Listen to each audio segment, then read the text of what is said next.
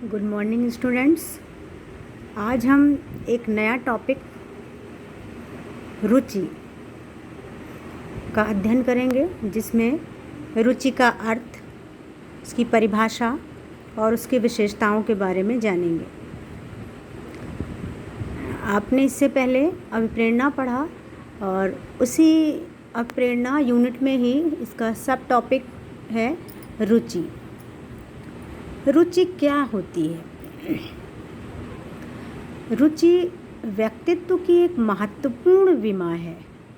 जिस प्रकार दो व्यक्तियों के रंग, रूप, आकार, आईक्यू में, व्यक्तित्व में, आचार विचार में, दृष्टिकोण में अंतर दिखाई देता है, उसी प्रकार व्यक्तियों में की रुचियों में भी व्यक्तिगत भिन्नता पाई जाती है।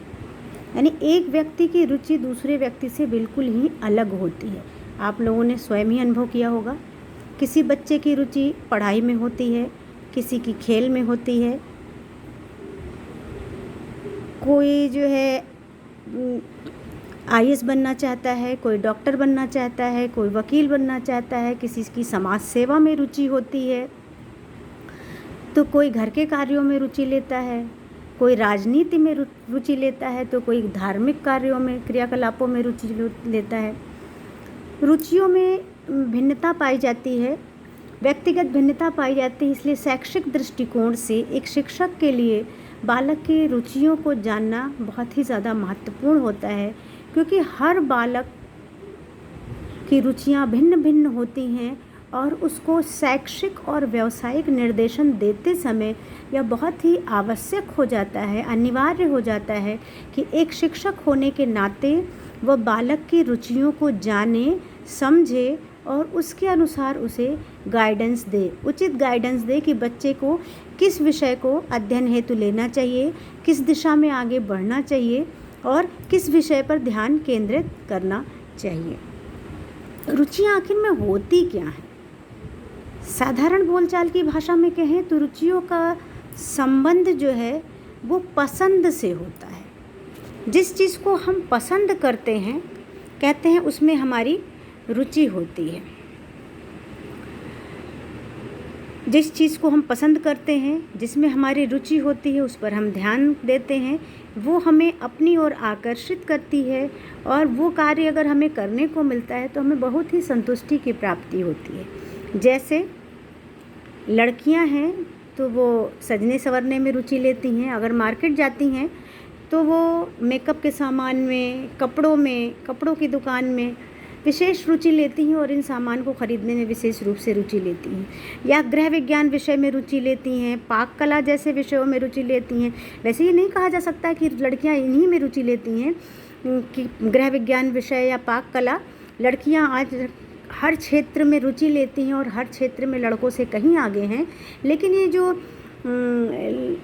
लिंग के अनुसार रुचियों में है तो लड़कियों का सजने संवरने में बहुत ही ज़्यादा रुचि होती है और लड़के जो है वो खेल कूद में, क्रिकेट में, बैट बॉल खेलने में, वॉलीबॉल खेलने में, या छोटे बच्चों को देखिए तो जो छोटी बच्चियां होती हैं तो वो गुड़िया गुड्डों से खेलना पसंद करती हैं, मम्मी पापा खेलने में रुचि लेती हैं, अनुकरण करती हैं अपने मम्मी पापा के व्यवहार का।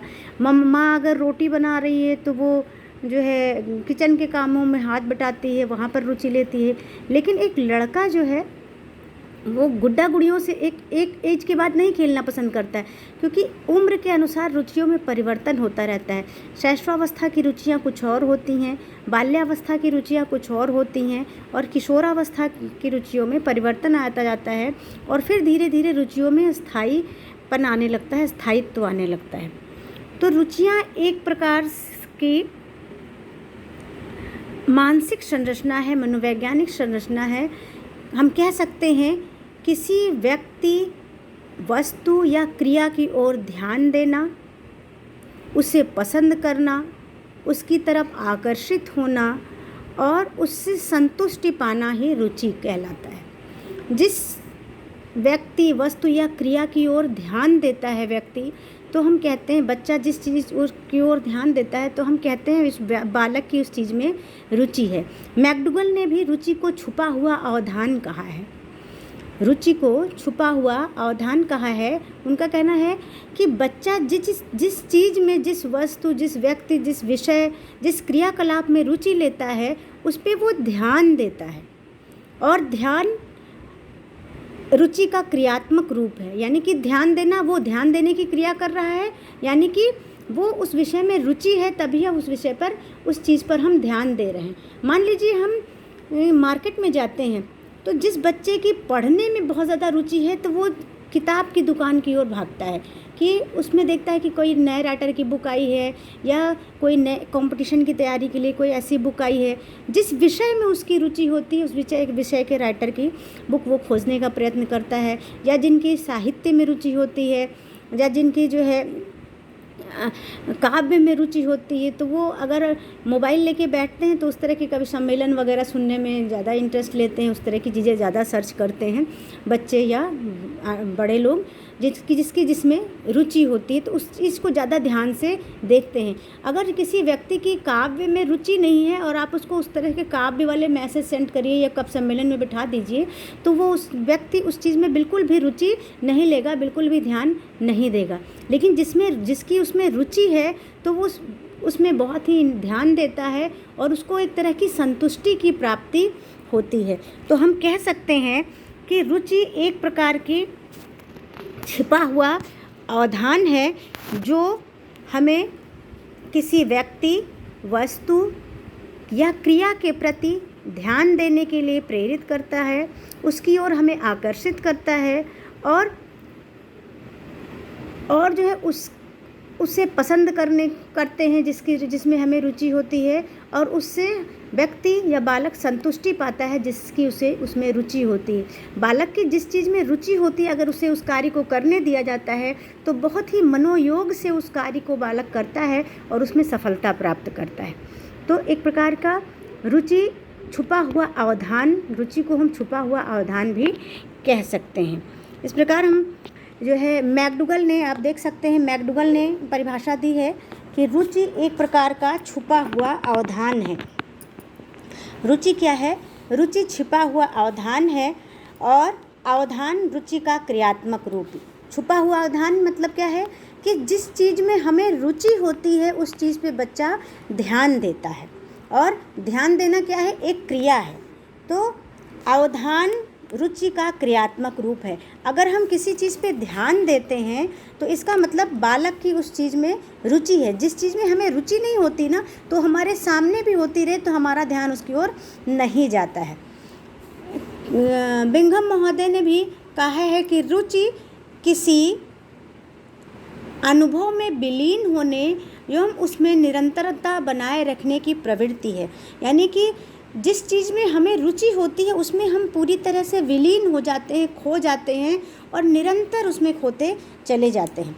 और अगली परिभाषा है गिलफोर्ड की। उन्होंने कहा है कि रुचि किसी क्रिया, वस्तु अथवा व्यक्ति पर अवधान केंद्रित करने, उसके द्वारा आकर्षित होने और उसे पसंद करने और उससे संतुष्टि पाने की प्रवृत्ति है। तो इस प्रकार से हम कह सकते हैं कि रुचि किसी व्यक्ति, वस्तु, प्रक्रिया, तथ्य, कार्य आदि को पसंद करने अथवा उसके प्रति आकर्षित होने, उस पर ध्यान केंद्रित करने तथा उससे संतुष्टि पाने की प्रवृत्ति को ही रुचि कहते हैं। रुचि का व्यक्ति की योग्यता से कोई प्रत्यक्ष संबंध नहीं होता, लेकिन जिन कार्यों में व्यक्ति की रुचि होती है उसमें वह अधिक सफलता प्राप्त करता है। तो ये रुचि का अर्थ और परिभाषा हुआ। अब हम रुचि की विशेषताएं देखते हैं। रुचि मनुष्य की मानसिक संरचना है। अभी हमने बताया कि रुचि मनुष्य की मानसिक संरचना है। मस्तिष्क उसके कार्य, रुचि जो है प्रत्यक्ष रूप से दिखाई नहीं देती है, मूर्त रूप से दिखाई नहीं देती है, लेकिन उसके व्यवहार को जब हम देखते हैं, बच्चे के व्यवहार को, कोई बच्चा ड्राइंग अच्छा बना रहा है, कोई बच्चा डांस अच्छा कर रहा है, कोई गाना अच्छा गा रहा है, तो हम कहते हैं इस बच्चे की रुचि इस चीज़ में, इस अमुक चीज़ में है और उसको अप्रिशिएट करने की कोशिश करते हैं। दूसरा है रुचि मनुष्य को वस्तु, व्यक्ति, क्रिया अथवा विचार आदि की ओर आकर्षित करती है और उससे जोड़ती है। जो अभी मैंने ऊपर बताया ये उसी से संबंधित है।